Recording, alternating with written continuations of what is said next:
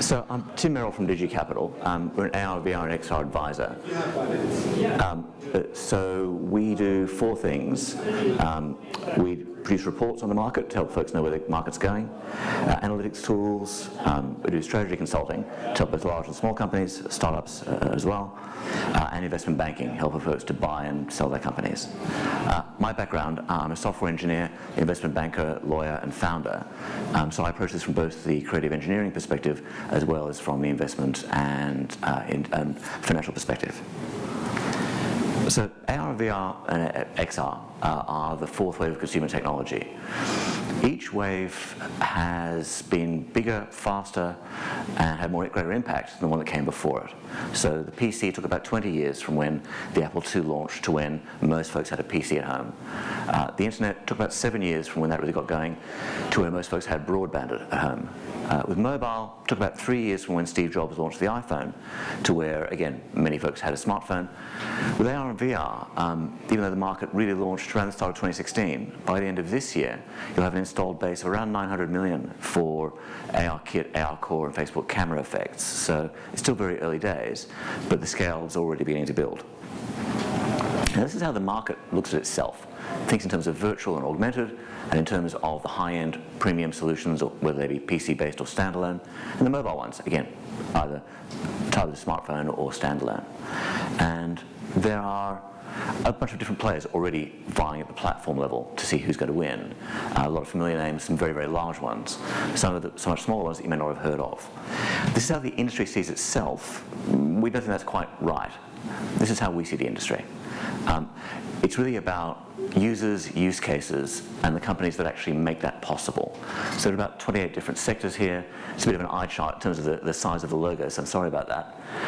But you get a feel for already the complexity that's in the industry. And these are the guys who are going to make the industry sing or not. I'll start in terms of the industry scale with installed bases. And for the folks in the room who are interested in mobile AR, the chart on the left is quite helpful. Again, we'll have about 900 million installed base by the end of this year, approach 3.5 billion within 5 years. So it's really the only scale market in AR and VR globally for the foreseeable future. If you take mobile AR out, and then anybody in the market in the room who doesn't know what mobile AR is? Good. For the headset market, the scale is quite different. Here you're seeing VR, we think we'll get to about 50 to 60 million installed base in the same time frame, so much, much lower. For smart glasses, again, it's going to start to approach 50 million. So really, the only scale market here is mobile AR. From a revenue perspective, it's not exactly the same picture, although there's some common themes.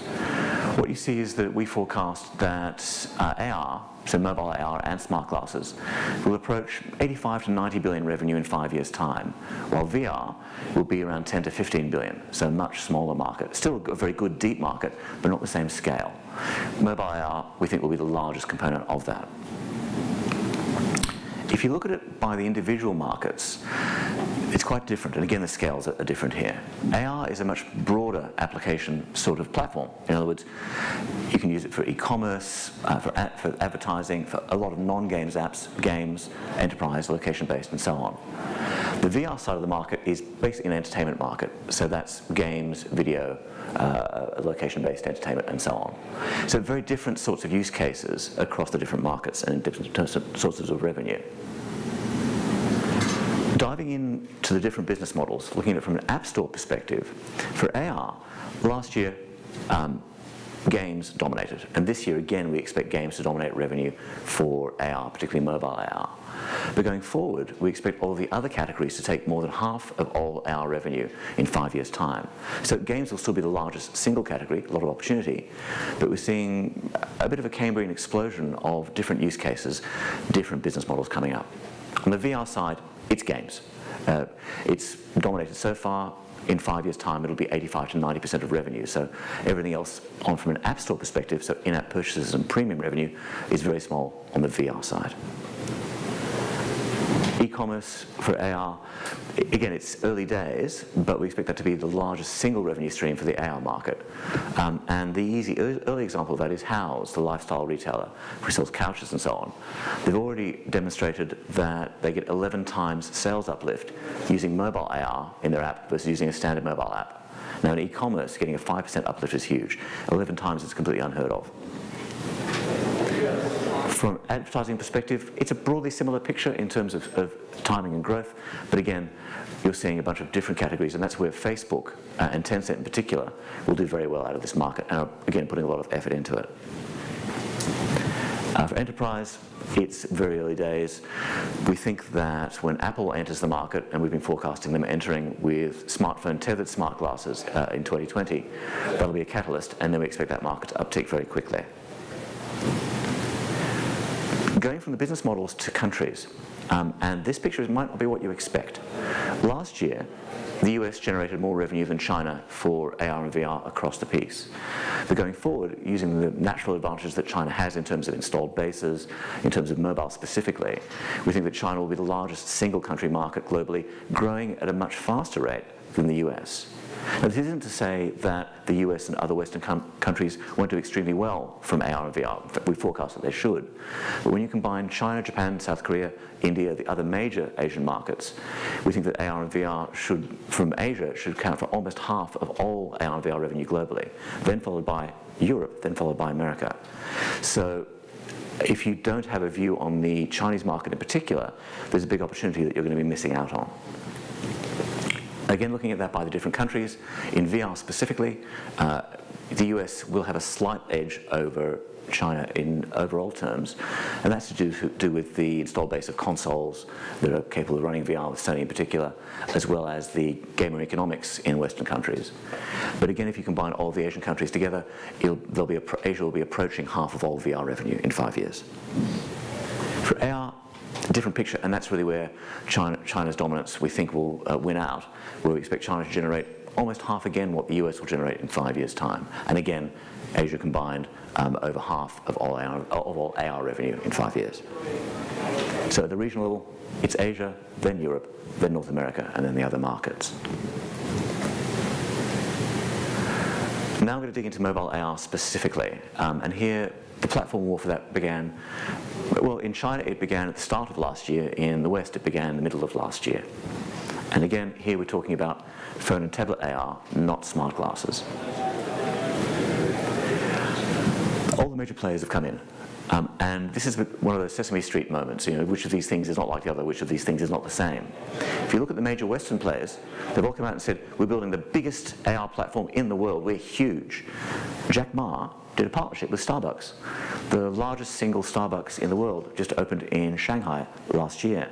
It was mobile AR enabled from the start. He's thinking about how he sells coffee. We think Jack Ma's approach is the right way to approach this. You've got to think about it in terms of users, use cases, and then ultimately how you're going to make money out of this market. So the technology is very important, but that's not the major thing. It's about the users and the use cases.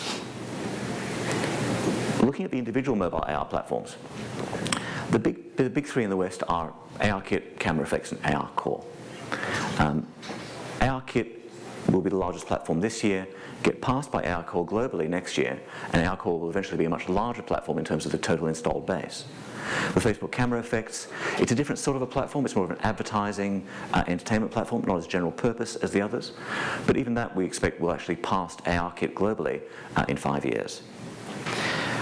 Taking Facebook Camera Effects out of the mix and looking just at the major ones with ARKit and ARCore, you have to think about the different country markets. And because Google pulled out of China several years ago, really the Chinese ARCore market, whether it's implementations of ARKit, ARCore from Google in China, or whether it's domestic ARCore, you get a very different dynamic. Here what you see is ARKit will dominate for the next couple of years, then get passed by ARCore outside of China in 2020, which will eventually be larger, but not that much bigger. And again, we see the Chinese version of ARCore approaching the global level of ARKit in 5 years. From an ARPU perspective, so average revenue per user, there's no contest. ARKit is a superior commercial platform today and will be in 5 years. Broadly speaking, as a developer, you'll need about 2 ARCore users to make as much money as you make from 1 ARKit user. So what we think that means is that for the best developers, they'll probably start with ARKit first. When you then combine all of that into consumer revenue, you get a very clear picture. ARKit is the superior commercial platform and will continue to be. So from a game developer's point of view, what we expect is a dynamic that you often see in the broader mobile games world, where a developer will start with start with iOS, or in this case ARKit. If they are successful, then do a port onto AR Core, which is relatively straightforward. Some developers may actually just focus on ARKit because of the scale of the market.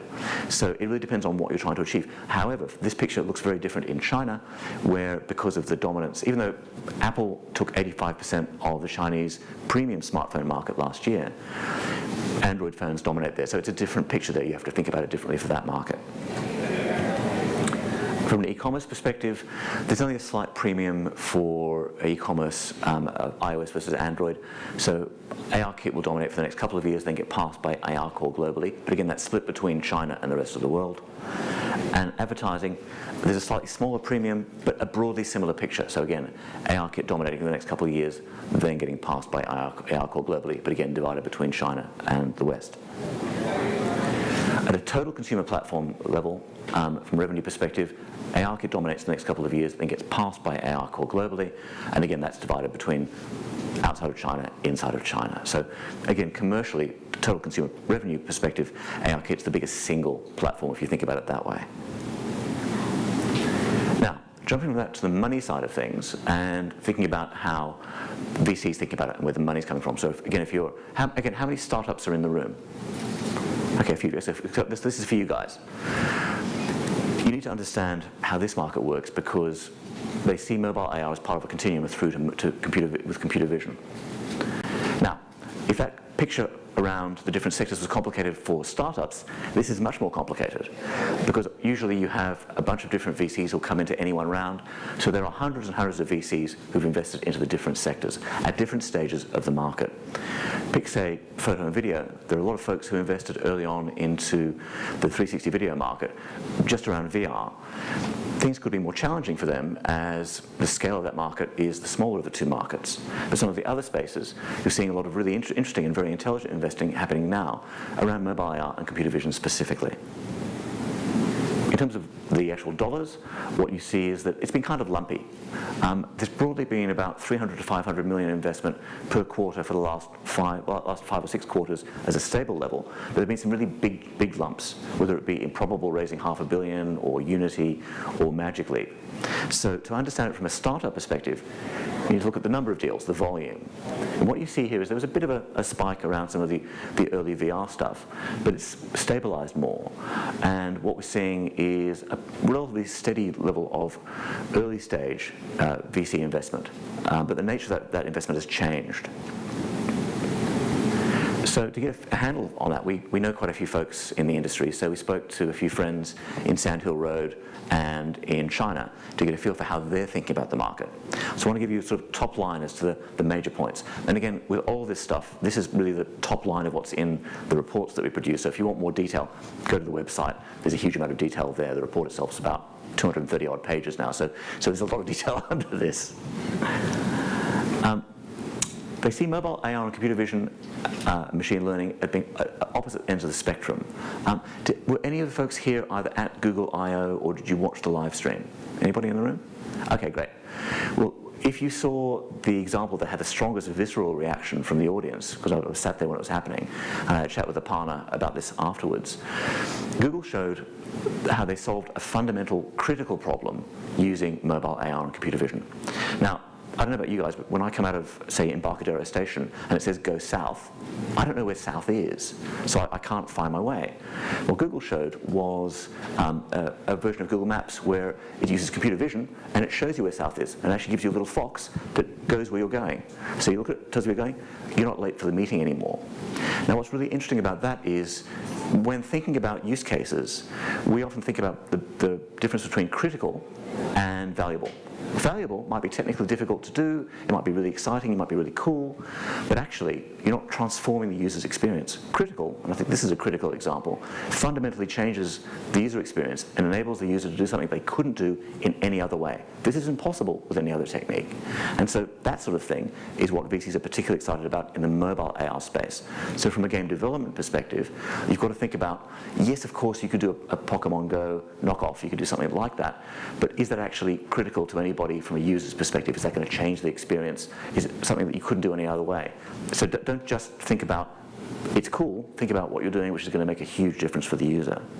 At the other end, with computer vision, it's being used in a very broad set of use cases. It's not just mobile AR, it's autonomous driving, it's all over the place. And again, that space is one that VCs are very excited about. Mobile AR is very early stage. Now, if anybody has said to you that this is the year for AR and VR, it isn't yet from a revenue perspective. We think that it's going to start kicking up next year, and if we're right, we've been forecasting Apple entering with smart glasses in 2020 for a couple of years now. If they come in, we think that's going to be a huge catalyst. Then 2020, we expect to see that inflection point. But again, we'll wait and see what Apple does, you never know.